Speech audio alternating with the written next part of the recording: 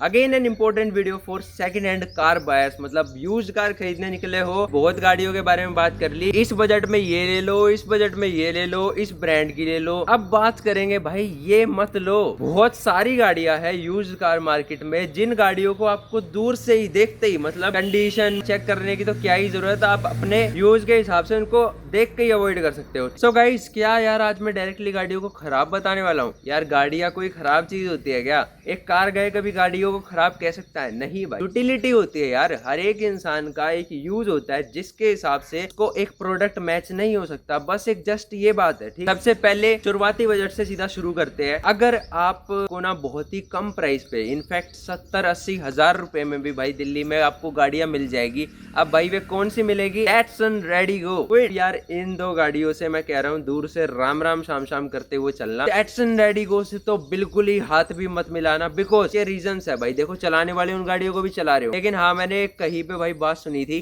कि आप किसी भी चीज में 4 पहिए लगा दोगे तो भाई वो गाड़ी नहीं बन जाती। अब मेन बात यही है भाई। ड्रॉबैक्स बताता हूँ क्या क्या है। एक है वो तो भाई बात करें ना, ड्रॉबैक्स ही इतने हैं भाई उसमें। गाड़ियों की सेल्स इतनी कम हुई थी, छो ना, पार्ट्स आपको उस गाड़ी के कहीं मिलेंगे नहीं। अब डैटसन में भाई क्विड वाला इंजन है। क्या आप क्विड को रिलायबल समझ रहे हो भाई? मैं साथ में क्विड भी आपको अवॉइड करने को बोल रहा हूँ। इन गाड़ियों में ना बहुत सारी कमियां है, लाइक नीचे चैम्बर भाई प्लास्टिक का होना, बहुत सारी गाड़ियों में पार्ट प्लास्टिक के, बहुत सारी सील्ड प्लास्टिक की, मतलब ऐसी यूज कर रखी है कि भाई आपका इंजन एक बार खुल गया तो वो काम का किसी का है नहीं, समझ रहे हो? चलने को चलते हैं, लेकिन एक टाइम पीरियड के बाद में हल्की फुल्की भी मेंटेनेंस में अगर ये दिक्कत मान गए, किसी ने मेंटेनेंस नहीं कराई, पेट्रोल इंजन की आवाज भाई इनकी डीजल जैसी हो जाती है। मेंटेनेंस इस लेवल का हाई है। अगर आप इनकी गाड़ियों को एक एज आने के बाद में इनमें कुछ पार्ट्स भाई खराब होते रहेंगे। मतलब इन गाड़ियों के पार्ट्स इतने ज्यादा रिलायबल नहीं है as compared to Maruti, Hyundai, Honda. तो आफ्टर 1 लाख किलोमीटर भाई बहुत जल्दी और एक एज के बाद में ना इनके भाई पार्ट्स खराब होते हैं। पार्ट्स की कॉस्ट आप अगर कंपनी से लोगे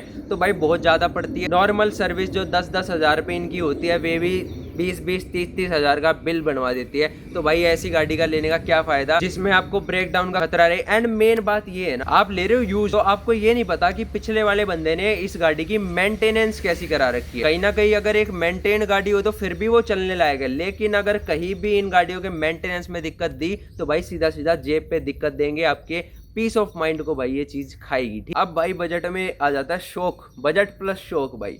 VW पोलो भाई बहुत ही ज्यादा तगड़ा फैन बेस गाड़ी का। मैं पर्सनली भी इस गाड़ी को पसंद करता हूँ। अब फिर बोल रहे होगे कि यार फिर तू इस गाड़ी को अवॉइड करने की हमें क्यों बोल रहा है? ये गाड़ी भाई मैं सबको अवॉइड करने को नहीं बोल रहा, लेकिन मैं 90% लोगों को अवॉइड करने को बोल रहा हूँ। भाई आप हो एक नॉर्मल आदमी और आपको एक छत चाहिए, गाड़ी चाहिए जो कि आपकी फैमिली को कंफर्टेबली ले जा पाए, आपकी जेब पे भारी ना पड़े, इस गाड़ी को अवॉइड कर देना। बिकॉज ये गाड़ी मेंटेनेंस ज्यादा मांगती है, इसके पार्ट्स महंगे हैं, इन पे हर एक मिस्त्री जो है भाई हाथ नहीं रखता। सब इतने ट्रेंड नहीं है जो VW की गाड़ियों को हाथ रख दे। भाई दूसरी ओडी है वो, साफ सीधी बात है। वो गाड़ी आपको लाख रुपए में, 1.5 लाख में, 2 लाख में, मतलब बोलो भाई आपको लाख रुपए से लेके 5 लाख तक की मिल जाएगी, अलग अलग कंडीशंस पे वेरी करके। 10% को मैं सिर्फ और सिर्फ जिनको सजेस्ट करता हूँ भाई, वे बंदे हैं शौकिया बंदे जो कि गाड़ी पे तैयार रखते हैं। एक्चुअल होती है ना कि भाई मैं गाड़ी में ये करा दूं, वो करा दूं, भाई उनको खर्चे से डर नहीं लगता। तो आप जाओ एंड परफॉर्मेंस के फील ले। बाकी गाड़ी रिलायबिलिटी में अगर यूज में बात करोगे, क्योंकि आपको नहीं पता कि कैसी गाड़ी की मेंटेनेंस है ओनर ने कर रखी होगी, तो भाई रिलायबिलिटी में आपको दिक्कत देंगी। शौक है तो भाई बहुत ही प्यारी गाड़ी है चलाने में। लेकिन भाई अगर मैं भी अपनी प्रैक्टिकलिटी से बात करूं, मेरे जैसा भी बंदा है, आप भाई चाहे मैं बेशक यंग हूँ, समझ रहे हो, गाड़ियों का शौक है, लेकिन इन गाड़ियों को टोटली अवॉइड करता हूँ। बिकॉज यूज्ड में यार ये भट्ठा बैठा देती है भाई इंसान का। दूसरी बात, E20 के बाद CNG के लिए ये इंजन है नहीं, एंड पेट्रोल पे चलाओगे तो भाई E20 में आपकी जेब और ढीली करेगी, ना माइलेज देगी, एंड कमी भाई कोई ना कोई प्रॉब्लम आपको डे टू डे मिलेगी। दूसरी गाड़ी ना भाई मैं एक बहुत ही रिलायबल ब्रांड की तरफ से आपको अवॉइड करने की बोल रहा हूँ। कई हो जाते हैं ना नेक्स्ट लेवल प्रो हवाबाज, भाई वे फिर सोचते हैं कि हम कम बजट में ना गाड़ियां लाएंगे तगड़ी तगड़ी। अब कम बजट में तगड़ी गाड़ी तो भाई फिर मिलती है आपको सिविक एंड अकॉर्ड टाइप की। दोनों होंडा की गाड़ियां है, रिलायबल है। लेकिन जहां बात हुई भाई कम बजट की, आपका कम बजट है तो ऑब्वियसली भाई आपका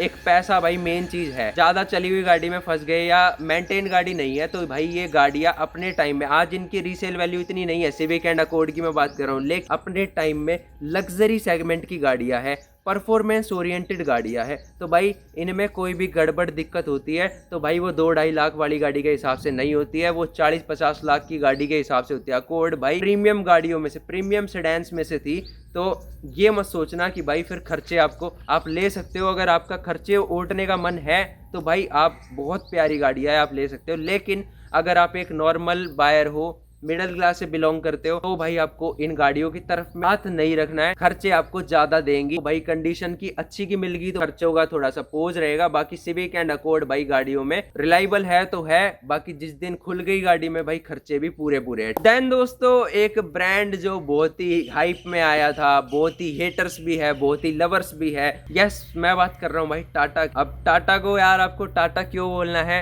उसके बहुत सारे रीजंस है। मेन मेरा बात ये है, अगर आपको टाटा पसंद है आप तो ही खरीदना, टाटा के आपने चर्चे सुने हैं तो भाई बच लेना, और टाटा के साथ आपका भाई अच्छा एक्सपीरियंस है तो भाई आपकी किस्मत है, उस बात में मैं कुछ नहीं कहूँगा। देखो भाई हमारी फैमिली में भी हैरियर है, अच्छी खासी चल रही है, लाख किलोमीटर प्लस हो गए, लेकिन अब उस गाड़ी में काफ़ी सारे खर्चे आए हैं। वो तो भाई फिर भी इतना चल गई, लेकिन बहुत सारे रिव्यूज इतने नेगेटिव में होते हैं कि भाई गाड़ियाँ चलती ही नहीं है। स्ट्रेस फ्री तो भाई आप नहीं कह सकते, मतलब जहाँ तुक्का भेड़ने वाली बात आ गई कि यार चल गई तो चल गई, नहीं चली तो भाई दिक्कत देगी, दुखी कर देगी, तो भाई वो स्ट्रेस फ्री चीज़ नहीं है। एंड इसलिए मैं आपको बता रहा हूँ। एंड टाटा की पुरानी गाड़ियों में भाई डिज़ाइन फ्लोज है जिनकी वजह से ओवर हीटिंग, बहुत टाइप के इशूज़ आपको मिलेंगे। तो ये चीज़ें है भाई जो टाटा की गाड़ी से मुझे पर्सनली रोकता है। मैंने भाई टाटा की गाड़ी इसीलिए नहीं ली। लाइक जेस्ट वगैरह भाई मुझे मिल रही थी ये जब मैं i10 ले रहा था, एंड काफ़ी सही प्राइस में कम चली हुई गाड़ियाँ थी, लेकिन भाई CNG पे एक तो उसका टर्बोचार्ज इंजन था, हाँ नेचुरली एस्पिरेटेड खींच देते, लेकिन भाई वो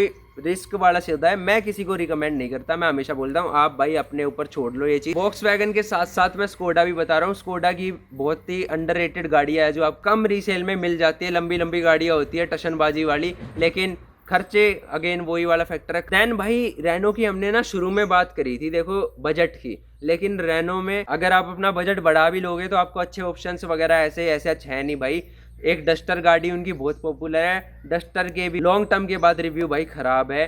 गाड़ी बहुत ज़्यादा, वैसे चलाने में बहुत मज़ा आता है भाई जब तक वो बढ़िया चलती है, लेकिन अगर आपको कोई बेकार कंडीशन की रगड़ी हुई गाड़ी मिल गई ना तो भाई आपको दिक्कत भी उसी हिसाब से देती है। मेन बात ये है भाई, ये मारुति, ह्युंडई, होंडा जैसे ब्रांड नहीं है। इन गाड़ियों की इंजन खोलने में, इंजन पे हाथ लगाने में भाई सारे मिस्त्री राजी नहीं होते हैं, जिस वजह से भाई इनकी मेंटेनेंस हायर साइड में चली जाती है। पार्ट्स की अवेलेबिलिटी भाई आपको इतनी नहीं मिलती है, डिसकंटिन्यू प्रोडक्ट है, तो भाई उस हिसाब से ही देखना। डस्टर, टेरेनो भाई ये अगेन भाई आपको अवॉइड कर देनी है। अगर न्यू गाड़ियों में बात करूं तो मैग्नाइट वगैरह को भी भाई आप कुछ ज्यादा रिलायबल मत समझना। किसी की फेवरेट गाड़ी होंगी तो भाई आप वो कर रहे होगे, लेकिन यार एक्चुअल बात है मैग्नाइट में या टर्बोचार्ज इंजन आता है, नेचुरली एस्पिरेटेड, इतनी बड़े फ्रेम में भाई इनने 1000 सीसी का लगा दिया। आप खुद बताओ भाई सेंस बनती है क्या? इस छोटी गाड़ी में भी भाई 4 सिलेंडर का 1.1 लीटर का नेचुरली एस्पिरेटेड है, उस गाड़ी में भाई 1000 सीसी का इंजन नेचुरली एस्पिरेटेड। तो भाई पावर मैंने वो चला भी रखी है, वही भाई आपको रेस दे दे के उठानी पड़ती है। बाकी पावर वगैरह में ठीक है, अगर कोई भाई परफॉर्मेंस नहीं चाहता, नॉर्मल चलाना चाहता है तो ठीक है। बाकी रिलायबिलिटी में भाई अगेन इश्यूज आते हैं उनमें एक सर्टेन किलोमीटर के बाद। हाँ मेन बात ये है भाई, अगर वे गाड़ियां बहुत ही कम चली हुई है जैसे 30-40 हजार या 50 हजार चली हुई तो कोई इश्यूज इनमें नहीं आते। मेन बात ये है भाई, अगर गाड़ी सेकंड थर्ड ओनर है, मीटर बैक करा रखी है, तो भाई आप उस गाड़ी पे ट्रस्ट नहीं कर सकते। एंड भाई फाइनल कंक्लूजन यही देना चाहूंगा, स्ट्रेस फ्री रहना चाहते हो तो भाई एक अच्छी मेंटेन गाड़ी पे हाथ रखो, एक अच्छे नॉन ब्रांड की गाड़ी पे हाथ रखो, लाइक भाई ह्युंडई, मारुति, जो कि भाई आपको थोड़ा सा स्ट्रेस फ्री रखेंगे और